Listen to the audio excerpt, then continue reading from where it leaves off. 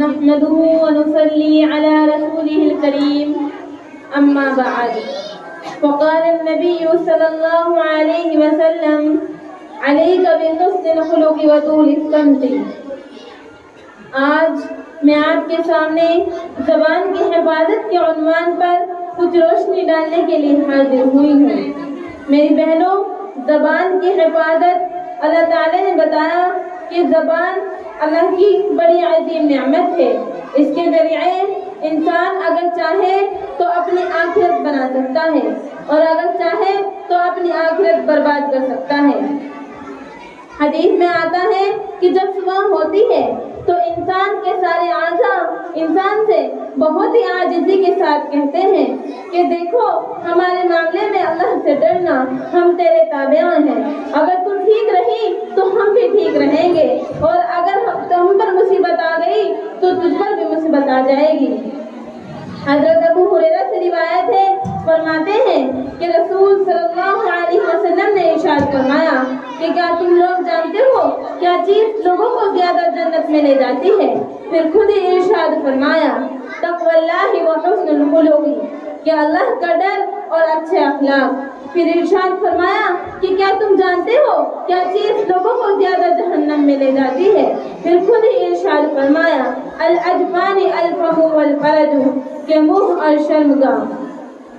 حضرت عبداللہ بن مسعود سے روایت ہے، فرماتے ہیں کہ میں نے رسول صلی اللہ علیہ وسلم سے فرمایا کہ اللہ کے نبی سب سے افضل عمل کون سا عمل ہے؟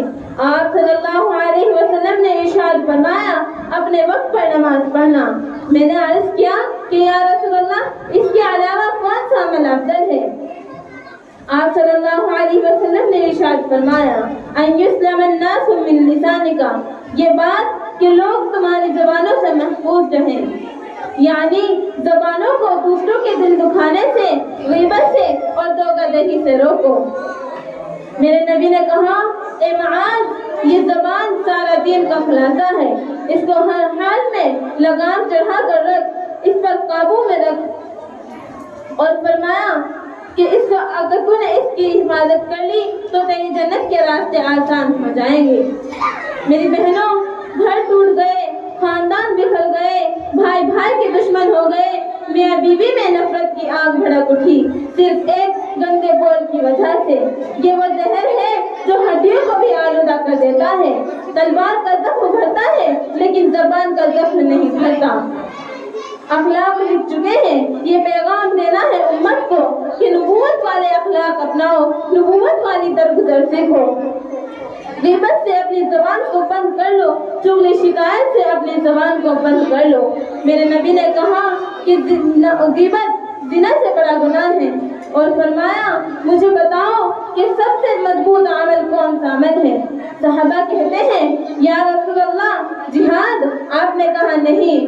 صحابہ کہتے ہیں کہ یا رسول اللہ نماز؟ آپ صلی اللہ علیہ وسلم نے کہا نہیں، نماز بھی بڑی اچھی چیز ہے لیکن وہ نہیں جو میں کہہ رہا ہوں۔ صحابہ نے کہا یا رسول اللہ حج؟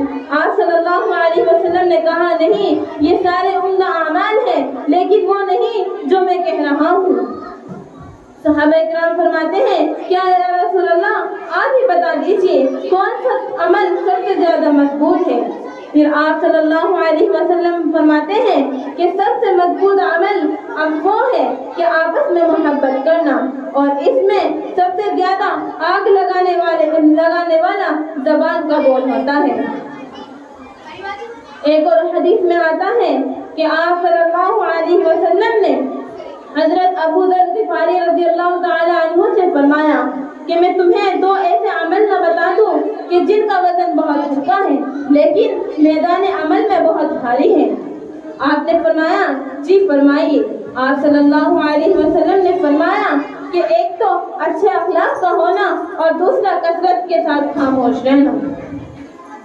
ان حدیث سے معلوم ہوا کہ زبان کی حفاظت جنت کی ضمانت ہے، زبان کی حفاظت جہنم سے بچنے کا طریقہ ہے، زبان کی حفاظت اللہ پاک کی ناراضگی سے بچنے کا واسطہ ہے، زبان کی حفاظت دل کی درستگی اور ایمان کی درستگی کا ذریعہ ہے، زبان کی حفاظت فتنوں سے بچنے کا ذریعہ ہے۔ یہ ہے تعلیم میرے نبی کریم صلی اللہ علیہ وسلم کی، جس کے ہم امتی ہیں۔ دعا فرمائیں کہ اللہ تعالیٰ ہمیں نبی کریم صلی اللہ علیہ وسلم پر کی ہر عمل پر عمل پیرا ہونے کی توفیق نصیب فرمائے اور اپنی زبانوں کی حفاظت کرنے کی توفیق نصیب فرمائے۔ میں اپنی تقریر کو انہی چند باتوں پر ختم کرتی ہوں۔ وما علینا الا البلاغ۔